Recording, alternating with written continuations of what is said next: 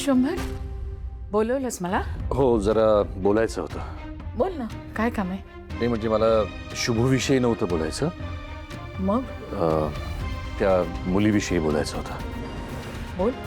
नंदा काय तिच्या पत्रिकेमध्ये योग नव्हता म्हणून आपण तिचं लग्न 6 महिने पुढे ढकललं होतं. हो. पण आता 6 महिने व्हायला आलेत तर मी असा विचार करतोय की तिचं लग्न लावून देऊया.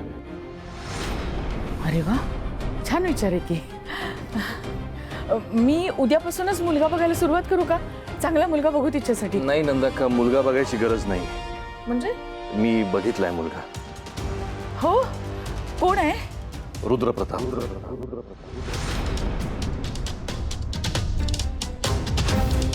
इन्स्पेक्टर रुद्रप्रताप. अरे वा, छान छान मुलगा आहे. नंदा का, कसं आहे ना, त्याला मी आधीपासून ओळखतो. मुलगा धाडसी आहे, कर्तबगार आहे, इमानदार आहे कामामध्ये, कधीही कुठली लाच घेतलेली नाहीये, भ्रष्टाचाराचा आरोप नाहीये. मला असं वाटतं की त्या मुलीसाठी अगदी परफेक्ट आहे. नंदा का, काय विचारतो, काय वाटते तुला, तुझं काय मत आहे? छान आहे की, मुलगा खरंच छान आहे. पण मला असं वाटतं की एकदा श्रावणीला विचारायला हवं ना. नाही, काही गरज नाही त्याची. योग्य वेळ आली ना की मी सांगेन तिला. बरं, कसं आहे, माझ्याही मनात श्रावणीच्या लग्नाचा विचार येतच होता रे.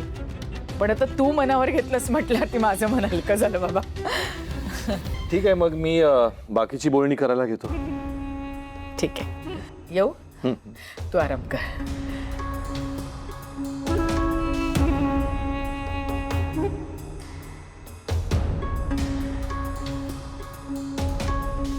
विश्वंभरने असा तडकाफडकी निर्णय घेतलाय म्हणजे माझ्या बोलण्याचा परिणाम त्याच्यावर झालाय हे नक्कीच. आणि तसेही स्वतःच्या मुलीचं लग्न नोकराशी झालं तर त्याला त्रास होईलच ना.